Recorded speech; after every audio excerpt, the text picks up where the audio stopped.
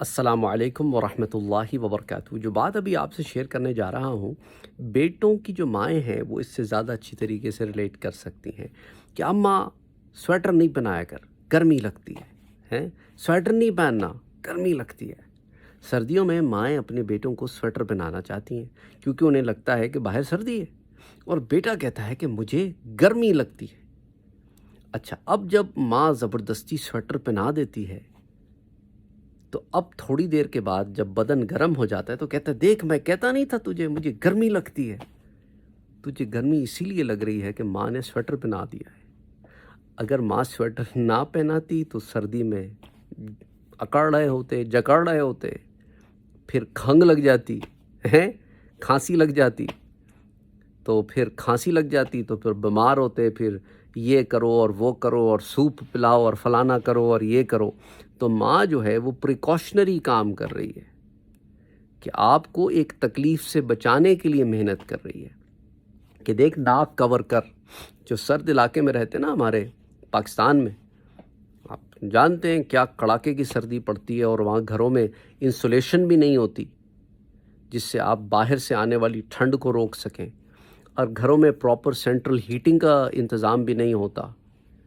تو اس سچویشن میں ٹھنڈ ہوتی ہے تو پھر لگ پتہ جاتا ہے۔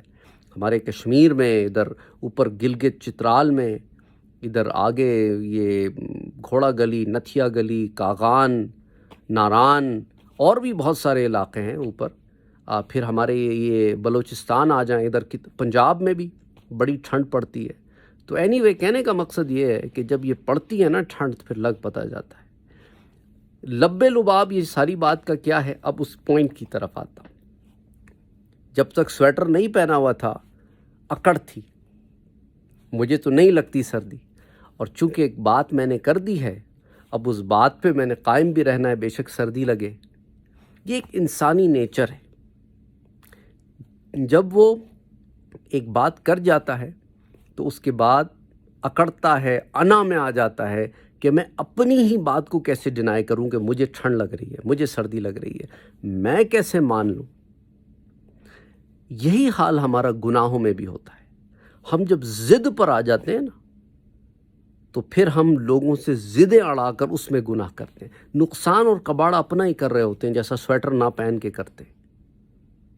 اور جب سویٹر پہن لیتے ہیں تو ٹھنڈ نہیں لگتی، جیکٹ پا لیتے ہیں، ٹھنڈ نہیں لگتی ہے، جیکٹ پہن لیتے ہیں، سویٹر پہن لیتے ہیں، ٹھنڈ نہیں لگتی، تو کہتے ہیں، شور کرتے ہیں کہ اب تو ہمیں گرمی لگ رہی ہے۔ وہ اسی لیے لگ رہی ہے کہ تم نے گرم کپڑے پہن لیے ہیں۔ اسی طرح جس طرح جب تم گناہوں سے بچ جاتے ہو تو یہ خیال کرنے لگتے ہو کہ یار میں تو کہتا نہیں تھا میں تے بڑا نیک ہاں، میں تو بہت نیک ہوں۔ تمہیں خبر ہی نہیں ہوئی کہ تمہاری صحبتوں، سنگتوں، جو تمہارے رب نے اپنے رحم و کرم سے تمہارے لیے ایک ماحول کریٹ کیا جس کی وجہ سے تم اس گناہ سے بچ گئے سردی کی طرح، اور ایک سیف اس میں آ گئے ہو زون میں۔ اسی طرح جیسا کہ سویٹر جیکٹ پہن کے آ جاتے ہو تو اپنے تئیں نہ کرنے لگ جاؤ، پھر شور کرنا نہ شروع کر دو، بلکہ اللہ کا شکر ادا کرو کہ اس نے تمہیں ان گناہوں سے بچا لیا۔ اس لیے اپنی ماؤں کا شکر ادا کرو کہ کوئی تمہارا خیال کرنے والا ہے، کوئی تمہیں چاہنے والا ہے، کوئی تمہیں بچانے والا ہے۔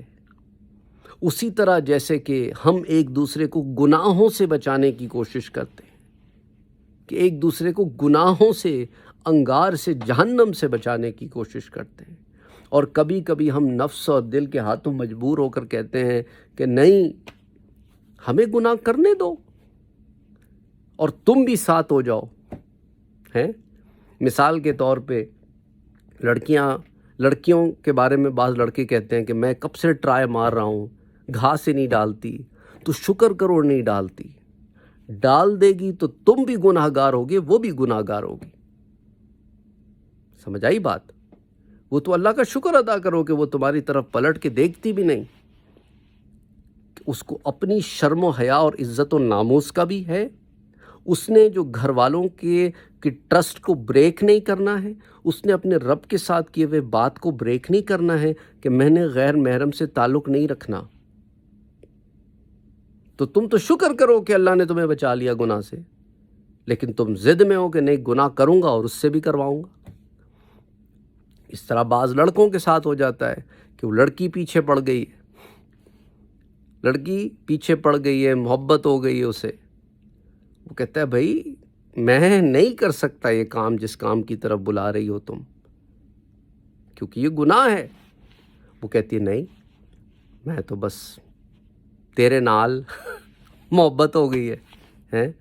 تو یہ انسان ان چیزوں کو غور کریں کہ کبھی کبھی یہ چیزیں ہمارے اطراف و اکناف میں ہمیں گناہوں سے بچانے کے لیے ہو رہی ہوتی ہیں، لیکن ہم ضد میں پڑے ہوتے ہیں کہ ہم نے تو گناہ کرنا ہی کرنا ہے۔ جی میں اپنے دل کے ہاتھوں مجبور ہوں، میں اپنے نفس کے ہاتھوں مجبور ہوں، کوئی مجبور نہیں ہوتا، ہم خود مجبور بناتے ہیں اپنے آپ کو، ہم اتنے کمزور اپنے آپ کو ڈکلیئر کر دیتے ہیں کہ جس کی کوئی حد نہیں۔ رب کی محبت سے اپنے آپ کو تقویت دو، سمجھ آئی بات؟